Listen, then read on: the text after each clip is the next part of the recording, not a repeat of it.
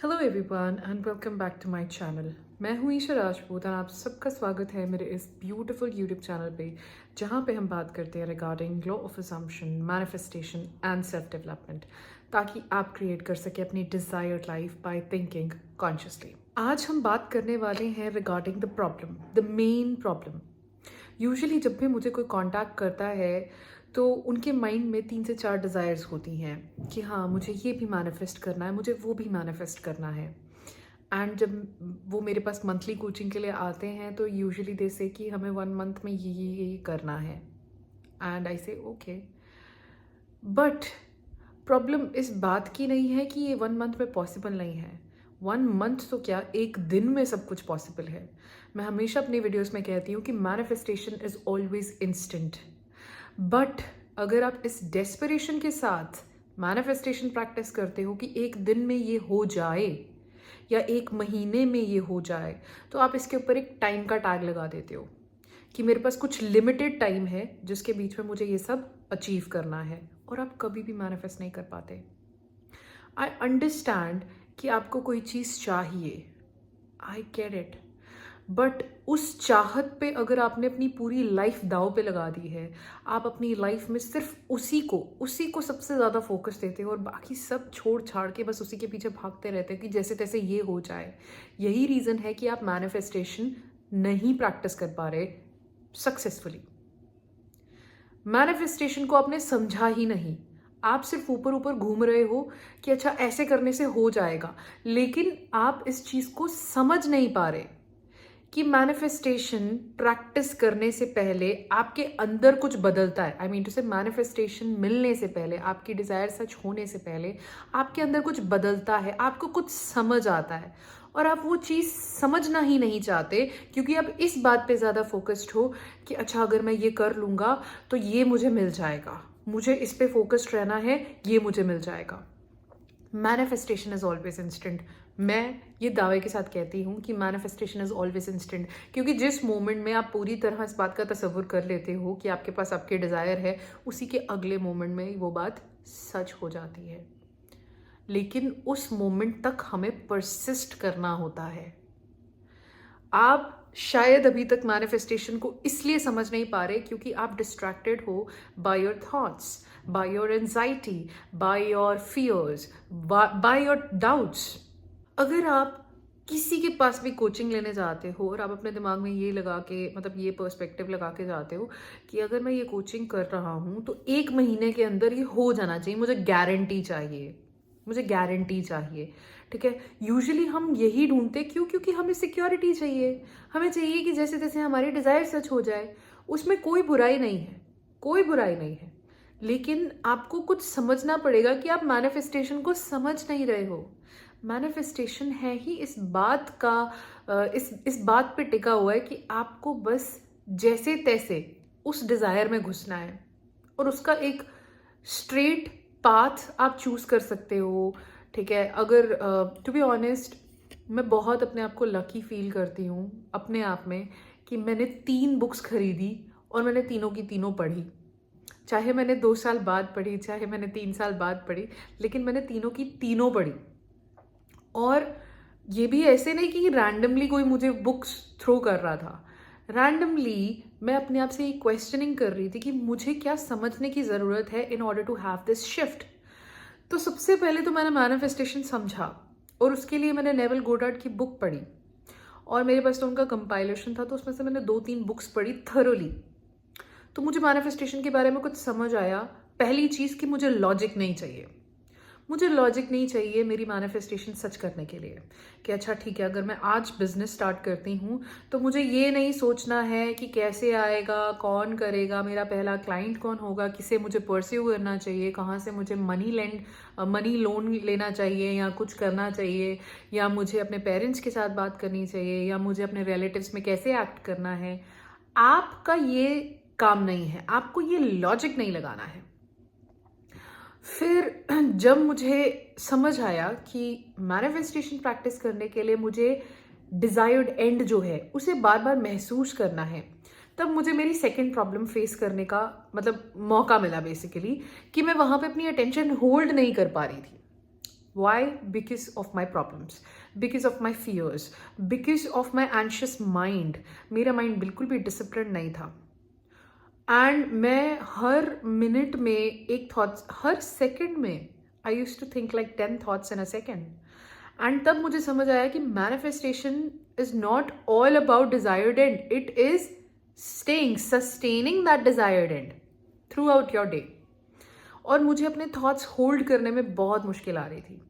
तब मैंने अपने आप से पूछा कि मुझे ऐसी कौन सी बुक पढ़नी चाहिए, क्योंकि इंटरनेट पे बहुत ज़्यादा गंद मचा हुआ है in this manifestation community. Everybody is telling you everything, ये कर लो ऐसे हो जाएगा, वो कर लो ऐसे हो जाएगा.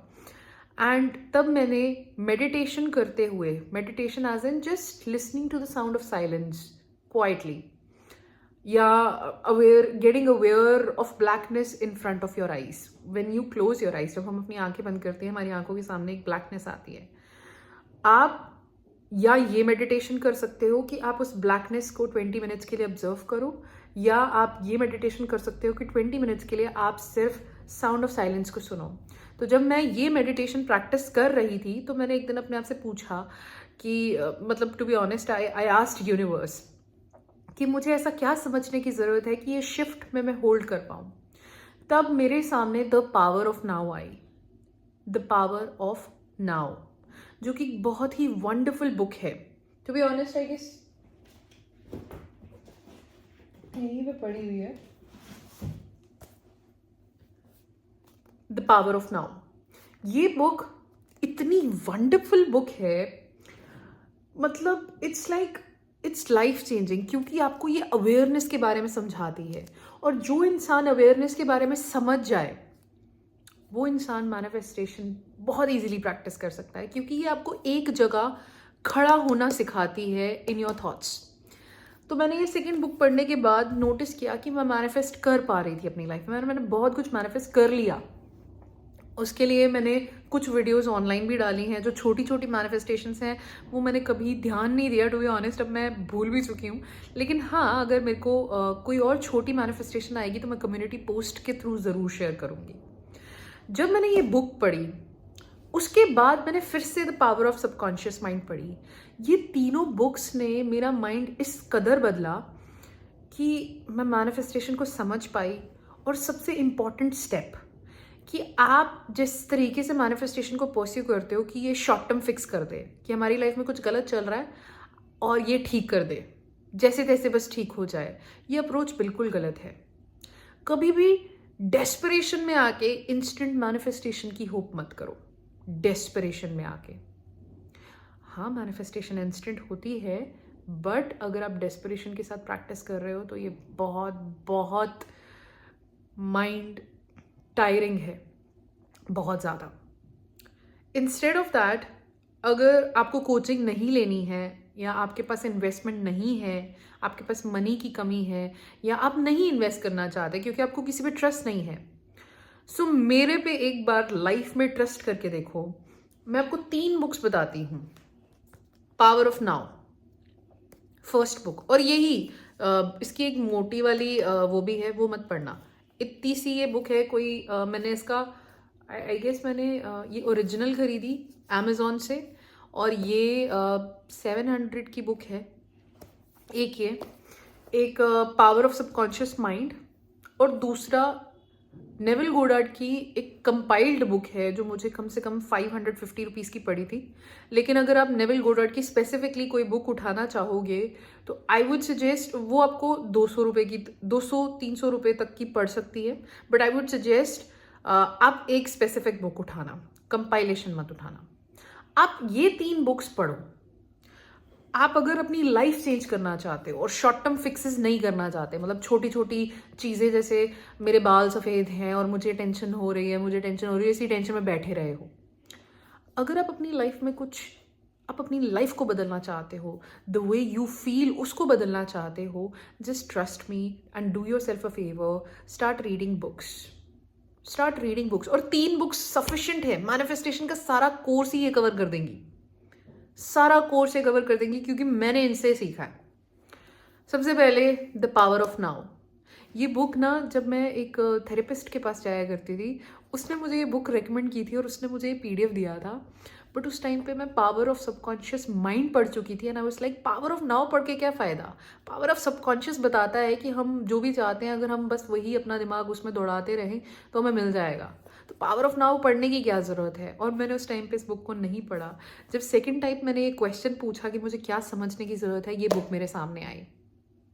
सामने सिर्फ 3 books, power of subconscious mind, power of now and Neville Goddard की कोई भी बुक उठा के देख लो, कोई भी बुक।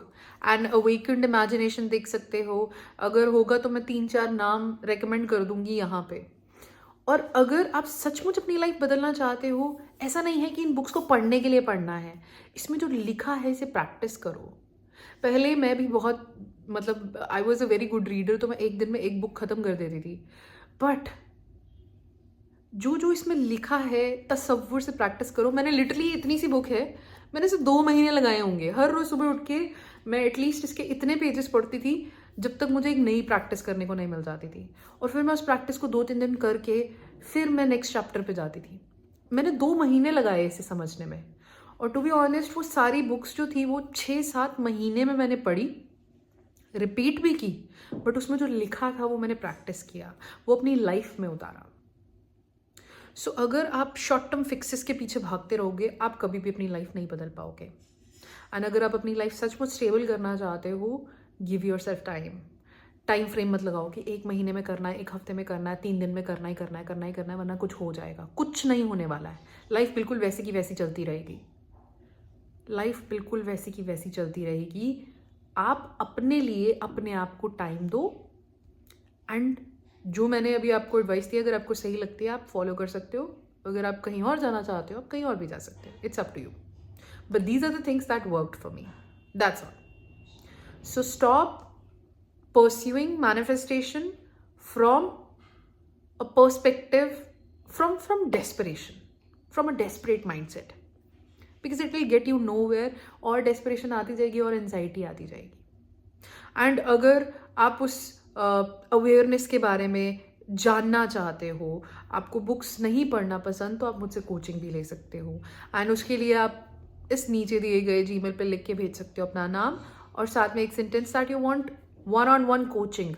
और हाँ, साथ में एक और अनाउंसमेंट मुझे करनी है कि मैं 1 टाइम कंसल्टेशंस जो हैं वो मैं हटा रही हूँ, क्योंकि वो शॉर्ट टर्म फिक्सेस हैं।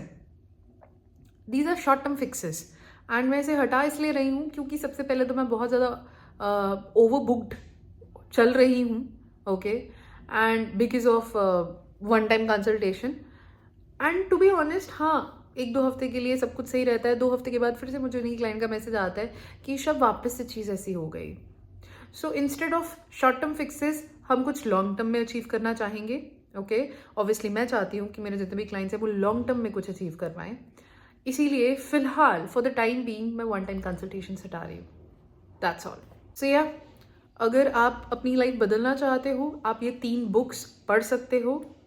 Just trust me, I am telling you कि मैं पहले बहुत ज़्यादा कंफ्यूज रहती थी, क्योंकि हर जगह से आपको बहुत ज़्यादा कंटेंट सुनने को मिलता है। आप वो सब ना ऐसे ब्लैकआउट करके, बंद करके, वो नॉइस कैंसिल करके बेसिकली आप इन 3 बुक्स पे फोकस करो। That's all you need. And अगर आप बुक्स नहीं रीड करना चाहते तो आप शॉर्टकट लेके मेरे साथ कोचिंग कर सकते हो। That's all. So that's all for today. I hope इस वीडियो से किसी की हेल्प हुई हो and thank you for watching my videos. That's all for today. Keep watching my videos and I will see you in the next episode. Bye.